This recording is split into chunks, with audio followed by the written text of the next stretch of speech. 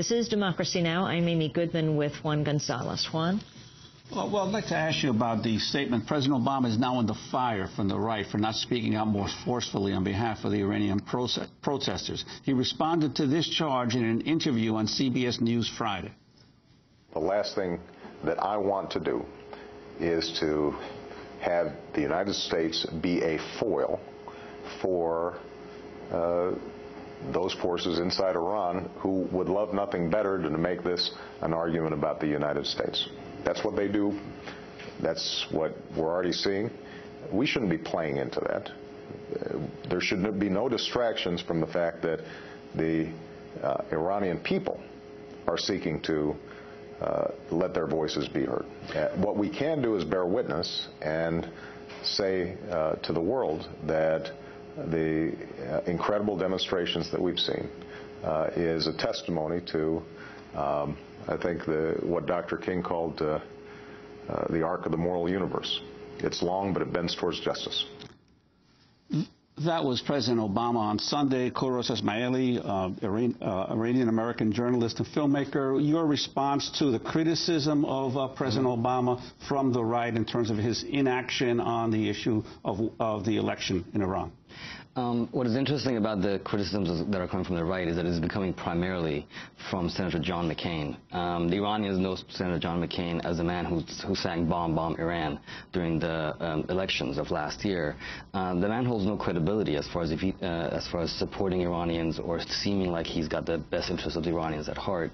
And that, for Iranians and for this issue, that discredits him altogether and discredits this whole attack on President Obama. President Obama's stand, I think, has been the most sensible, and it's amazing that the president of the United States is taking such a sensible stand, and that everyone I've talked to in Iran has said the same thing, that we do not need any symbol of Western, especially American, interference in Iran's internal politics, and the fact that America does not have diplomatic relations with Iran really ties its hand as far as how far it can go in really supporting Iran. So the only thing they can do is to just scream as loud as they can, which will be immediately used by the Iranian authorities. Kouross Esmaeli, give us a brief history lesson. Talk about why, especially the sensitivity to the United States interfering with Iran. The Western presence in Iran has been there for about 200 years, from the British and the Russian, who took parts of Iran and under control up to World War II. And after World War II, it was the U.S. that stepped in and started supporting the Shah of Iran as their favorite dictator in the Middle East. There was a coup d'etat against a popularly elected prime minister that had come in to nationalize Iranian oil, and that has really remained within the Iranian consciousness ever since 1953. And Iranians harbor deep mistrust for the U.S. that was seen as orchestrating a coup against their popularly elected leadership. And in 1979, when the Islamic Revolution took place, the biggest sort of fear of the Iranian people was a repeat of the coup d'etat, and that's why that's a large reason why the hostage crisis took place. They took hostages to make sure that the U.S. does not come in, invade, or orchestrate another coup again. And that has remained a dynamic within the Iran-U.S. relations. Mistrust on both sides, and at this point that the U.S. does not have diplomatic relations, it really makes no sense for any administration to get political points for seeming like they're standing up with some demonstrators somewhere in order to score points with their constituents here over the weekend. And what's amazing is the way the media in the U.S. has been really helping spin this for the Republican right wing. I mean, there were images on CNN and Fox over the weekend of President Obama, I think, buying ice cream for his daughters while the demonstrators in Iran were fighting for the democracy. And they were likening that to President Bush when he was playing golf right after he invaded Iraq, and equating the two. As like, how heartless could Obama be when he could be, I don't know what he could be doing in order to support the Iranians. I think he did the best thing he could do in order to support the Iranians. I'd like to ask you, in terms of the Iranian Revolution, one of the key figures in the early days of that revolution was Rafsanjani, and now the current government has detained some of his relatives. Can you talk about his role right now in Iran and in the crisis? President Rafsanjani has held many positions inside Iran. Today, he is the leader of two very important councils, the councils that oversee the relationship between the parliament and the president, and the council council that oversees the election of the next supreme leader. So he holds very, very important positions, and he openly supported Mir Hussein Mousavi in this previous elections. His family was arrested yesterday, and they were freed. They were all freed.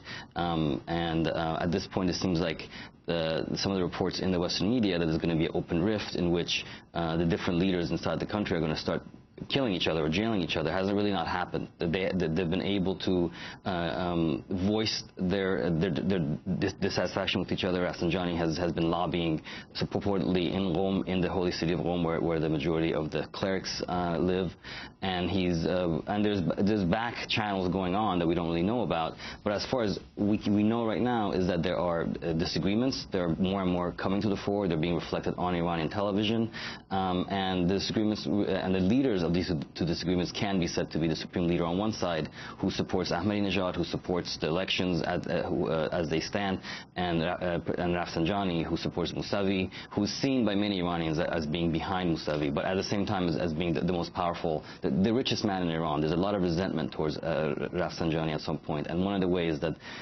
President Ahmadinejad got re-elected purportedly is that he used some of the sentiment against Rafsanjani, some of the popular sentiment against Rafsanjani as the richest, most corrupt man in Iran to get votes. Now let's talk a little about Mousavi, the opposition leader, who he was. He was already the leader of Iran. Talk about his significance at that time, what he represents, if he would represent something different. And, of course, that's different after the protests than if he was just elected straight out. Sure. Mir Hussein Mousavi was the prime minister of Iran during the very important periods of the Iran-Iraq war. And he was seen by many to have led internally the country in a way that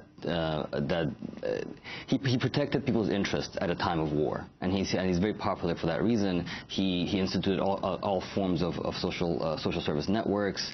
The welfare state, in many ways, that Iran has today, he's credited for it. And it was a war during which the American administration at the time backed Iraq. Absolutely, it was a popular war. Iranians thought it was a war that people supported inside Iran that was seen as we are fighting against imperialism that wants to overthrow our regime. And Mir Hussein Mousavi was the head of the state at that time.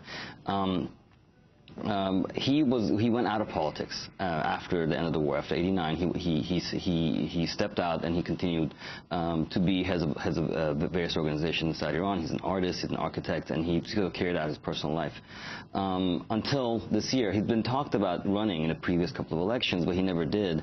And he was tapped to run again, and many think that it was Rafsanjani who tapped him, understanding that he's popular, that because he's been outside of Iranian politics, he's unsullied by the past 20 years of corruption. Although he was also repressive during his time. He, at the end of his term, when the war ended, there was a bout of killings where as much as 5,000 dissidents who had been in jail were killed, and he was the prime minister when that happened. So he was responsible for that. And one of the questions that did come up in these elections, people did ask him formally that, do you apologize for doing that? So this again was aired. This issue was aired and was talked about during the elections. What did he say?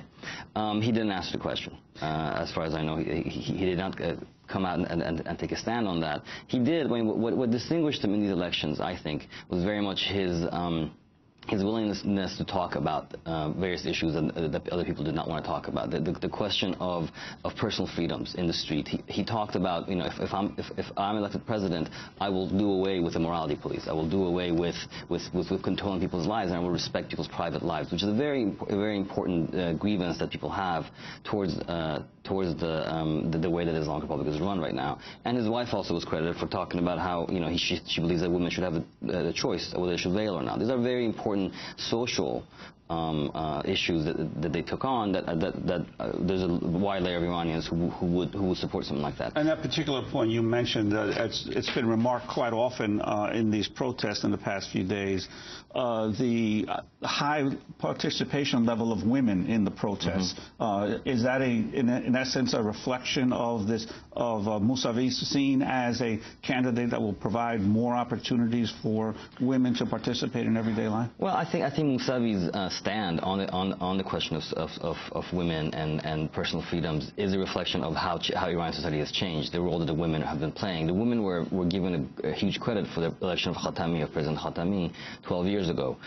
So women have been participating more and more, and I think that what the regime is realizing is that you cannot hold back this tide of society that has come to accept the public role of women and the woman's right to participate within any realm of society, and that brings up the issue of women's personal choices as well. So I think Mousavi rode that wave rather than the other way around.